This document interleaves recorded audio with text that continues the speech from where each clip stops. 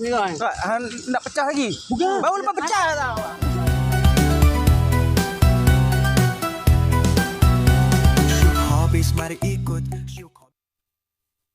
Dalam jalan raya ada drama tak berbayar pula.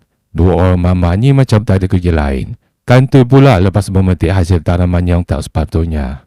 Padas mereka ini ada kerja potong kabel ni macam cabut ubi kayu agaknya. Senang-senang je nak kau untuk atas kerugian orang lain. Bila dah kantoi macam biasa, mulalah skrip drama air mata. Alasan paling lawak abad ini saya ingat tak pakai dah. Kalau tak kau ingat kabel ni macam mainan anak-anak. Boleh kutip je bila-bila masa daripada pakaian dan nampak macam pro. Tapi bila disoal, terus jadi level budak sekolah tadika. Nasib baik bukan kabel di rumah mak ayah kau. Kalau tak, dalam masa depan. Aduh, macam-macam helah. Muka pun selamba je, tak ada rasa bersalah. Rasanya memang dah banyak kali buat kerja macam ni. Tapi kali ni nasib mereka tak berapa nak baik. Kantoi di tengah jalan. Siap ada penonton lagi. Semoga kisah ini jadi pelajaran untuk kita semua. Dan buat kerja tak senonoh, penanti makan tak kenyang, tidur pun tak lena.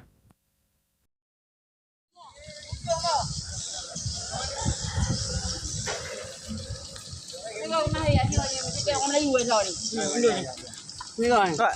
Nak pecah lagi? Bukan. Baru lepas pecah tau. Bukan ni dah hilang masalah lah. Itu nampak macam itu saja. Saya Mengaku dia pula. lepas tu pergi potong. Saya tak pakai. Saya ingat tak pakai itu pasal. Batu sebumi apa? Bukan potong ke benda duduk lama. Mana ada saya suruh mana tahu.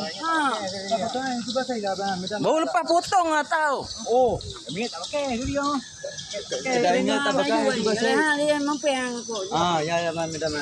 Siap mengaku cengeng pula orang cengeng kita ada barang dia pula. Syuk Hobbies gembira kongsi tiada takut. Syuk Hobbies suka kongsi sepanjang hari. Inilah Syuk Hobbies itu